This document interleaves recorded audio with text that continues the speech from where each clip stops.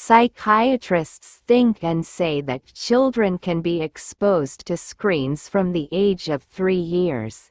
While this creates dopamine through regular or excessive use of social networks. Genetics transmits an similarity for intellectual abilities after a few generations. And I believe that our generation is not the one that will evolve with technology very early in early childhood.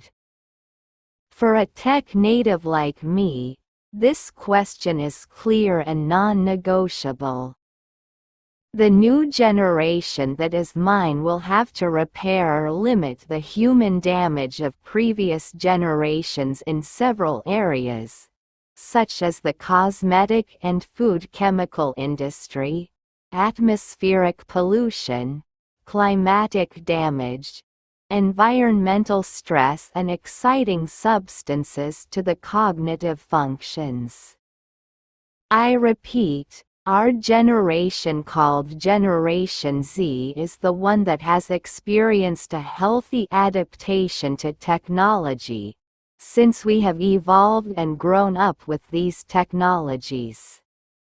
Previous generations do not have this objectivity, nor the necessary perspective to judge the damage and the adaptation of social networks, as well as the technological novelty linked to the Internet. More in-depth expertise is needed on the long-term effects of screens and its consequences in hereditary genetics.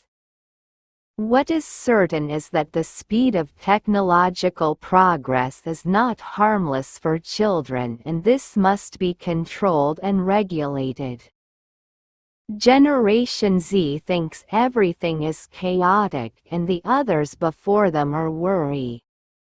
I discussed it with young Generation Y and they all agree with me. Exposure to screens is harmful to very young children, and for me our environment is already bathed in this harmfulness through influences and the world adult.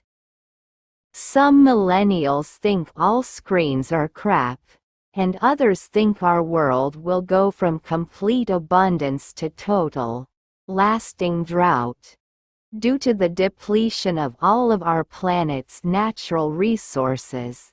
In their words, we should put everything back in order. They also think that our human exchanges are becoming poorer because of new technologies, such as the latest generation telephones, which are a bit like small multifunction televisions for me. They also think that the parents were much more responsible. Yes, I confirm for myself. And what's more, they also think that we had a more balanced education and a more balanced lifestyle than today. So, in a world that is moving faster and faster, we must protect children from everything that is uncertain and dangerous. Screens may be the major cause of eye disease in other generations.